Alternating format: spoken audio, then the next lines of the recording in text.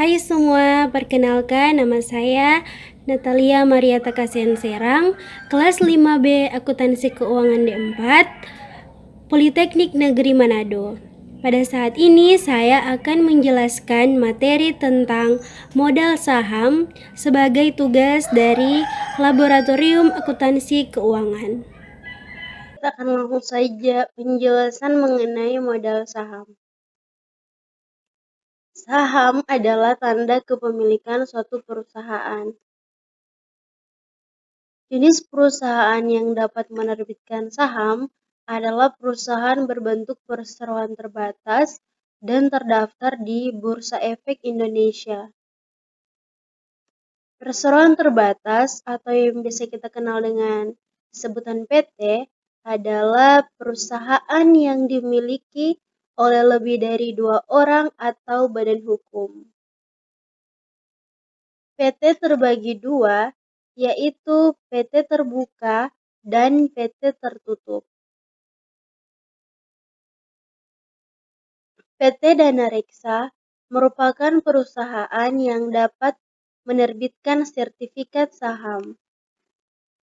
Jenis-jenis saham ada dua, yaitu saham biasa dan saham preferen.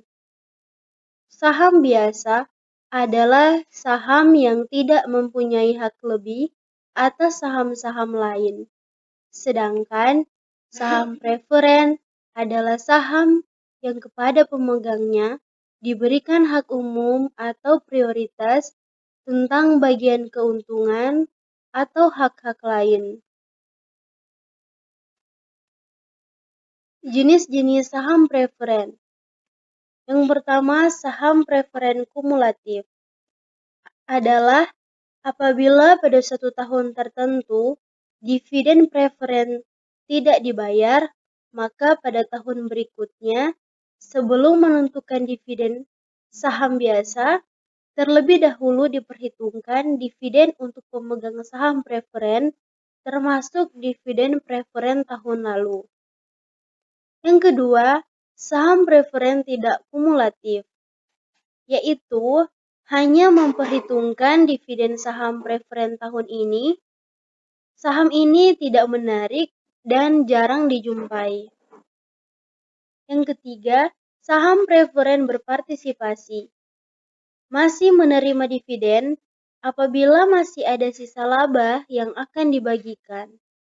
Yang keempat, saham preferen tidak berpartisipasi, yaitu tidak menerima hak tambahan atas tambahan dividen. Yang kelima, saham preferen atas aset dan dividen pada saat likuidasi. Yang keenam, saham preferen yang dapat ditukar dengan saham biasa. Nah, mengeluarkan saham atau peragangan saham ada 3 cara. Yang pertama adalah scriptless trading, yaitu tata cara perdagangan efek tanpa warkat dan diiringi penyelesaian transaksi dengan pemindah bukuan, yaitu dana hanya melalui mekanisme debit kredit atas suatu rekening efek atau securities account. Yang kedua adalah remote trading, yaitu sistem perdagangan jarak jauh. Setiap order transaksi perusahaan efek langsung dikirim ke sistem perdagangan bursa efek tanpa perlu memasukkan order dari lantai bursa. Order dapat dilakukan di mana saja sepanjang terhubung dengan sistem perdagangan bursa. Yang ketiga adalah online trading, yaitu cara baru dalam transaksi jual beli saham via internet. Investor hanya memasukkan order via keyboard dengan eksekusi yang seketika. Untuk PSAK saham, ada PSAK pengakuan saham nomor 55, PSAK pengukuran saham nomor 55, dan PSAK pengungkapan saham nomor 60. Metode penerbitan saham dan penarikan saham kembali. Untuk penerbitan ada 4 cara, yaitu pertama, penerbitan melalui pesanan, Yang kedua, penerbitan dengan nilai nominal. Yang ketiga, penerbitan tanpa nominal. Yang keempat, penerbitan dengan sekuritas lain. Metode penerbitan saham dan penarikan saham kembali. Nah, untuk penarikan kembali atau penarikan saham atau treasury stock atau saham yang diperoleh kembali adalah saham milik perusahaan yang telah diterbitkan dan beredar, kemudian dibeli kembali oleh perusahaan.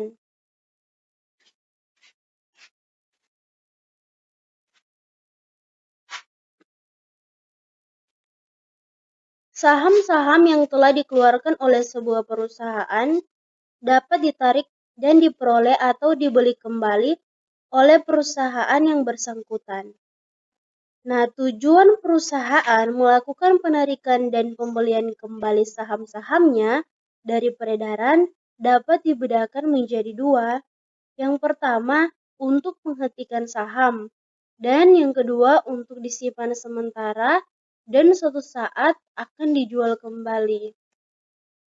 Apabila tujuan penarikan kembali saham dari peredaran adalah untuk disimpan sementara, maka saham tersebut akan dicatat sebagai saham diperoleh kembali atau treasury stock.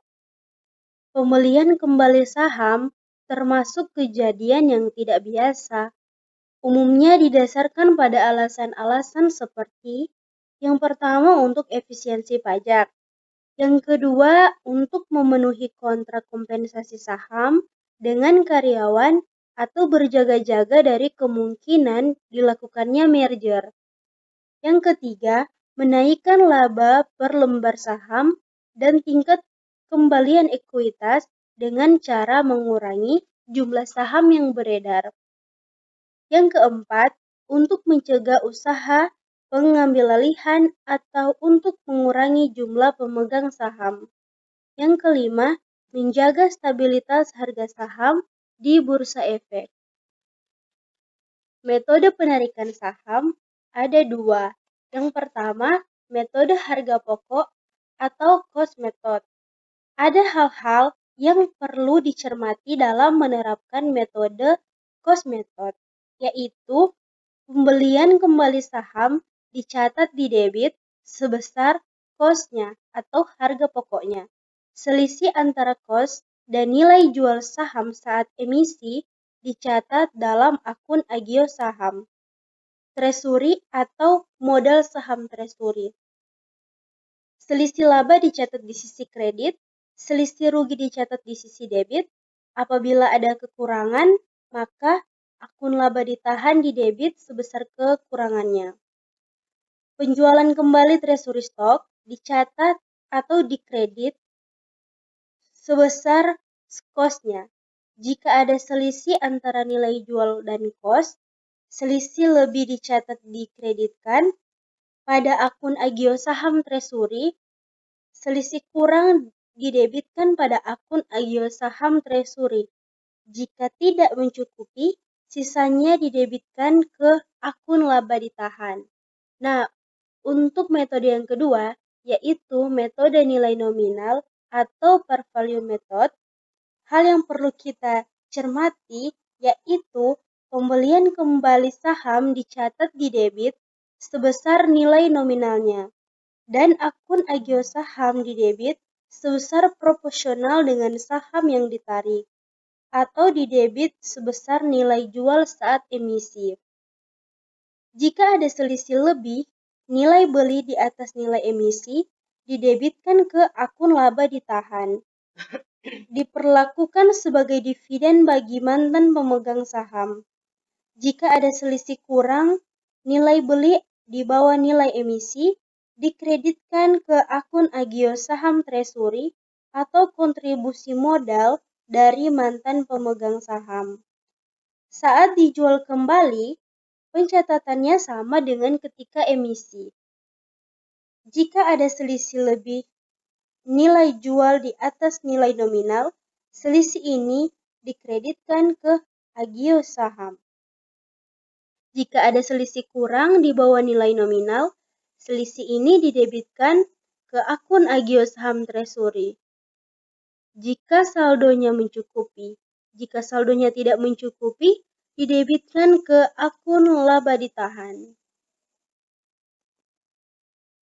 Nah, sekarang kita akan masuk pada pencatatan dari modal saham. Nah, kita masuk pada penjualan secara tunai. Saham yang dijual secara tunai diukur dengan jumlah kas yang diterima oleh perusahaan yang menerbitkan. Contohnya, pada tanggal 15 Juli 2018, PT Rawajaya mengeluarkan 4.000 lembar saham biasa yang memiliki nilai nominal 12.000 dengan harga 15.000 per lembar. Jurnal untuk mencatat transaksi tersebut adalah yaitu kas sebesar 60 juta pada modal saham biasa sebesar 48 juta, pada agio saham biasa sebesar 12 juta. Dari mana 60 juta? Yaitu dari 15.000 dikali dengan 4.000 lembar saham. Untuk modal saham biasa, 48 juta adalah nilai nominal dikali dengan 4.000 lembar saham. Untuk agio saham biasa adalah kelebihannya. Nah, agio saham yaitu bila saham yang dijual dengan harga lebih tinggi dari nilai parinya atau nominalnya, maka selisih kelebihan harga jual di atas nilai pari tersebut disebut agio. Sedangkan untuk disagio adalah kebalikan dari agio. Untuk penjualan tanpa nilai nominal, nah di negara tertentu, saham bisa saja tidak memiliki nilai nominal. Kita langsung saja pada contohnya, pada tanggal 4 Maret 2018, PT Ramajaya mengeluarkan 6.000 lembar saham biasa tanpa nilai nominal dengan harga 15.000 per lembar. Jurnal untuk mencatat transaksi tersebut adalah kas didebit sebesar 90 juta pada modal saham biasa sama sebesar 90 juta.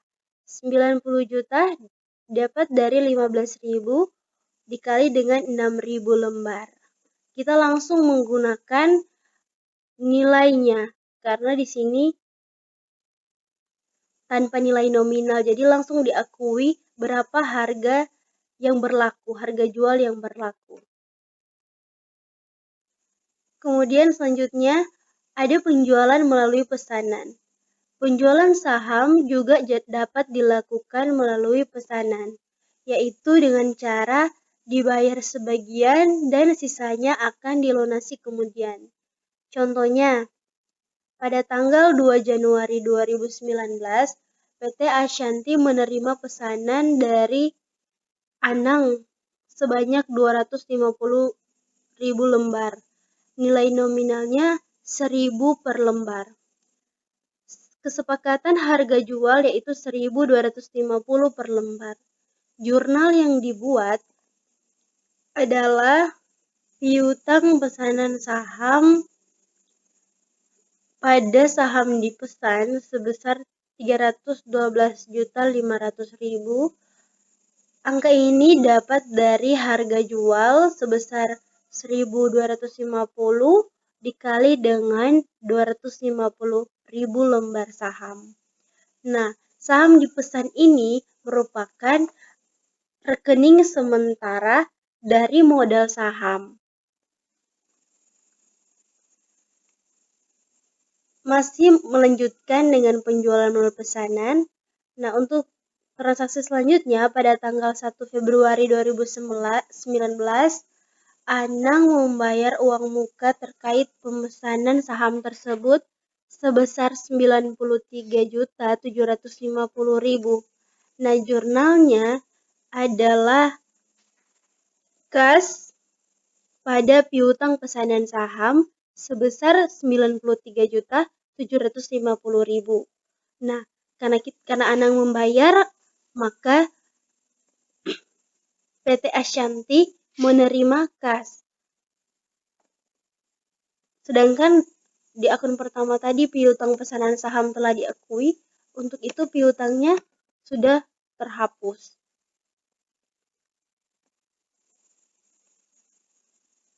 Nah, masih ada selanjutnya, pada tanggal 1 Maret 2019, Anang membayar sisa kewajibannya kepada PT Ashanti, yaitu sebesar 218.750.000.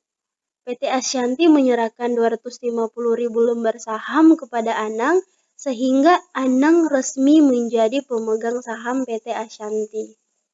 Nah, jurnalnya kita menerima kas dari Anang, itu Anang membayar sisa kewajibannya kan, jadi kas diakui dan piutang pesanan saham yang sisanya yaitu 218.750 itu dikreditkan. Nah, kemudian untuk jurnal berikutnya adalah penyerahan saham.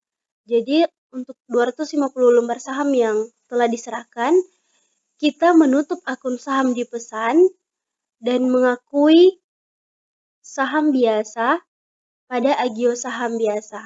Saham biasa sebesar 250 juta dan agio saham biasa sebesar 62.500.000. Nah, pertukaran saham non-kas. Pertukaran saham dengan jasa. Perseroan bisa saja menukarkan saham dengan jasa, misalnya jasa hukum atau konsultasi manajemen atau aset selain kas, misalnya tanah, bangunan, dan peralatan. Dalam pertukaran yang bersifat non-kas, jumlah rupiah transaksi adalah nilai wajar imbalan yang diserahkan atau nilai wajar imbalan yang diterima. Mana yang lebih andal pengukurannya? Nah, contohnya, Indra Lesmana adalah pengacara yang membantu pendirian PT Dewi Gita.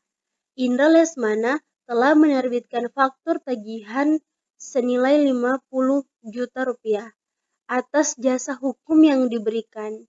Indra Lesmana setuju untuk menerima 40.000 lembar saham biasa, nilai nominalnya Rp1.000 sebagai pembayaran tagihan tersebut. Pada saat pertukaran, nilai pasar wajar saham PT Dewi Gita tidak tersedia. Nah, jurnal yang akan dibuat oleh PT Dewi Gita adalah beban pendirian PT sebesar 50 juta, pada saham biasa sebesar 40 juta, dan agio saham biasa sebesar 10 juta. Nah, dari mana 50 juta? Karena itu merupakan faktur tagihan atau nilai wajar dari imbalan.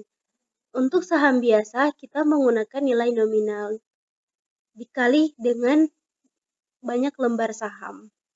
Dan sisanya atau selisihnya itu merupakan agio saham biasa. Nah, ada pertukaran saham dengan barang berwujud. Contohnya, PT Sun Profit menerbitkan 10.000 lembar saham nominal 1.000 per lembar dan ditukar dengan sebuah gedung. Harga pasar saham tidak diketahui, tetapi harga pasar gedung diketahui sebesar 15 juta rupiah. Maka jurnal yang dibuat adalah gedung sebesar 15 juta pada saham biasa sebesar 10 juta pada agio saham biasa 5 juta. Nah, 15 juta kita mengakui sebesar nilai wajar dari gedung atau harga pasar dari gedung, dan saham biasa ini sebesar 10 juta adalah 10.000 lembar saham dikali dengan nominalnya 1.000 per lembar. Nah, selisihnya itu selisih kelebihannya kita bebankan ke agio saham biasa. Oke, sekian dan terima kasih.